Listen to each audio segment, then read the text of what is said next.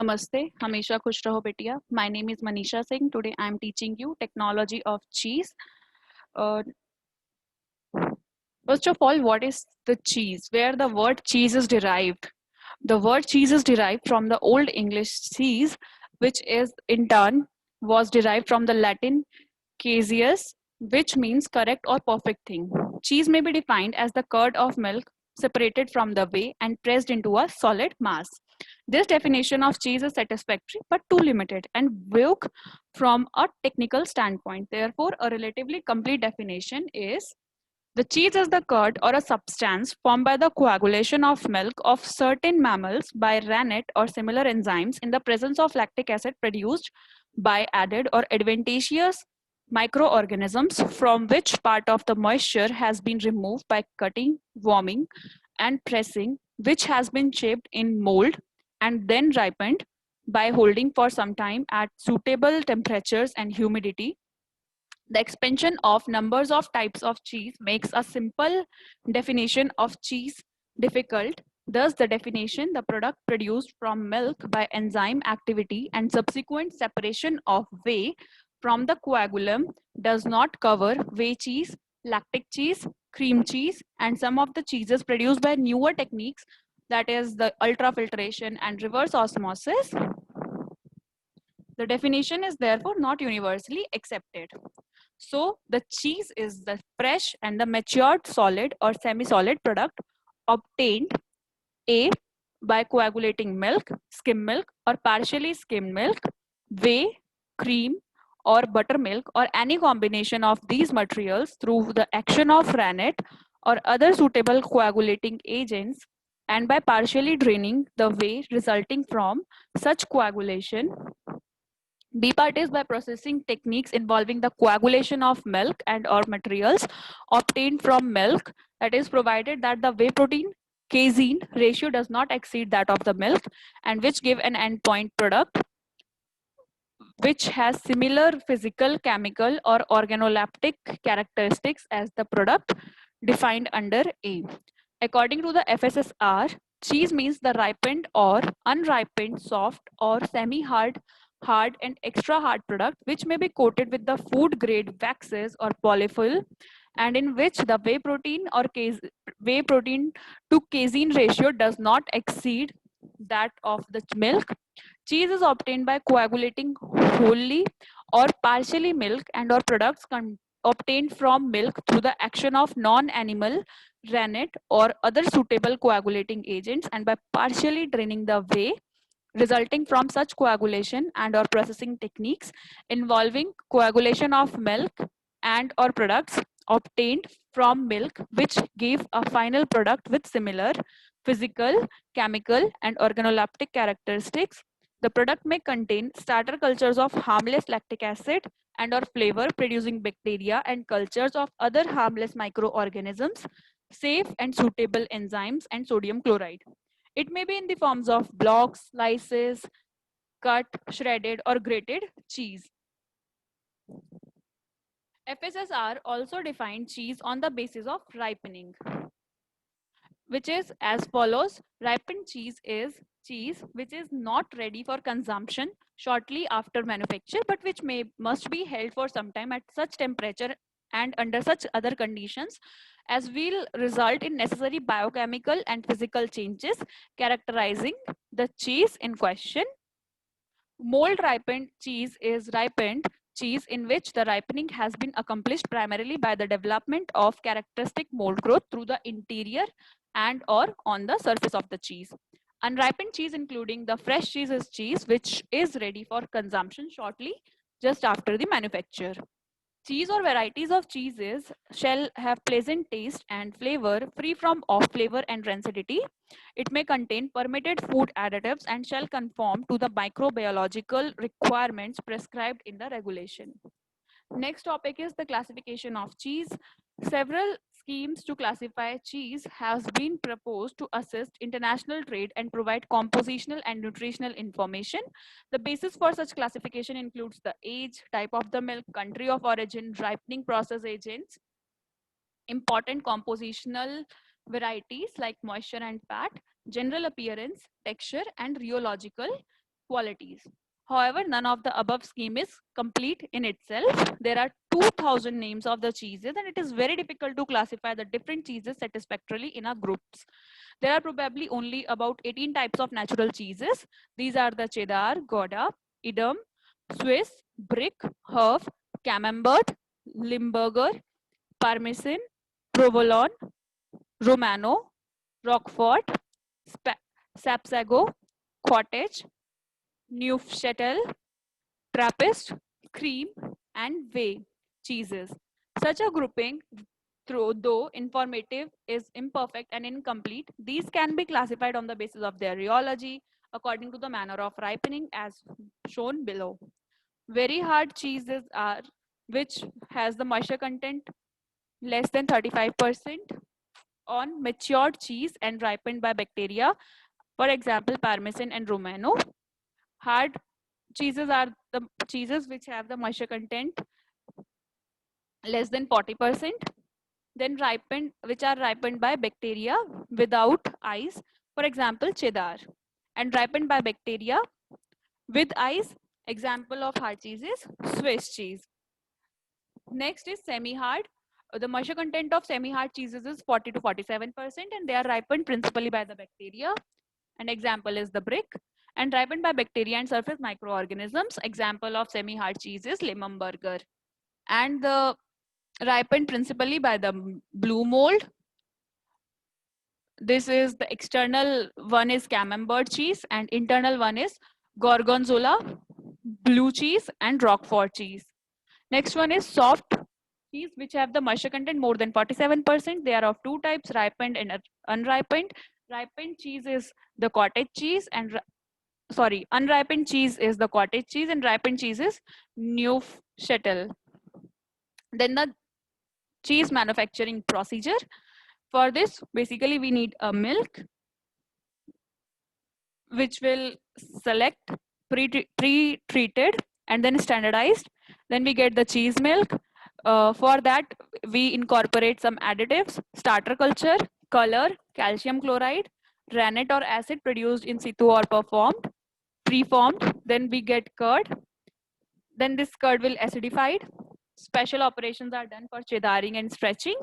Then salting, then molding, and then pressing. We get the fresh cheese.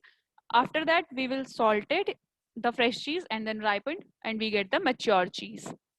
The temperatures, times, and target of pH for different steps, the sequence of processing steps, the use of salting or brining, block formation, and the aging vary considerably between the cheese types.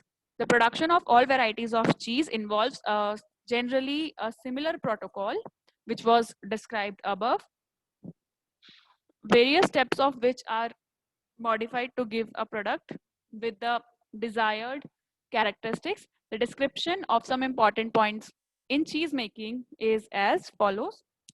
Number one is standardization of milk. Milk is standardized before cheese making to optimize the protein to fat ratio to obtain good quality cheese with high yield. The ratio of casein to fat determines cheese composition in terms of amount of fat in the total solids portion of cheese, that is fat in dry matter. Next step is pasteurization of milk. The cheese milk is subjected to mild pasteurization, that is 72 to 74 degrees Celsius for 15 seconds to reduce the number of spoilage organisms and inactive heat labile enzymes and improve the environment for the starter cultures to grow. Pasteurization of cheese milk also leads to higher yield when compared to that obtained from raw milk. Next step is bacterifugation of the cheese milk. Bacterifugation of milk may be used to reduce the aerobic and anaerobic spore count in milk for cheeses in which these bacterial types may create defect. Then addition of the calcium salt. In addition to the milk solids, calcium chloride at the rate of 0.01 to 0.02% by weight may be added to the milk during certain seasons, especially to the cow milk to enhance the enzymatic milk clotting. Next step is the inoculation of cooled milk. Milk is cooled after pasteurization to about 90 degree Fahrenheit or 32 degrees Celsius and then inoculated with the starter culture. Thereafter, the milk is left at such temperature for 30 to 40 minutes to ripen. Such temperature will be conducive for the starter bacteria to grow. The ripening step allows the bacteria to grow and begin fermentation, which lowers the pH and develops the flavor of cheese. Next is renneting and curd formation. Coagulation or clotting of the milk is the basis of the cheese production. Coagulation is brought about by physical and chemical modification to the constituents of milk and leads to the separation of the solid part of the milk from the liquid part. The enzyme rennin is used for coagulation aided by the starter activity. Most of the fat and protein from the milk are retained in the curd, but nearly all the lactose and some of the minerals, proteins, and vitamins escape into the whey. The rennet is a proteolytic enzyme that is added to the milk to form the curd.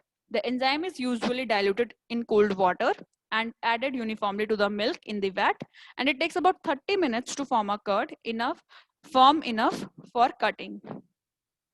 Cutting the curd and cooking is basically the cheese making is basically a dewatering process. The curd is allowed to ferment until it reaches pH 6.4.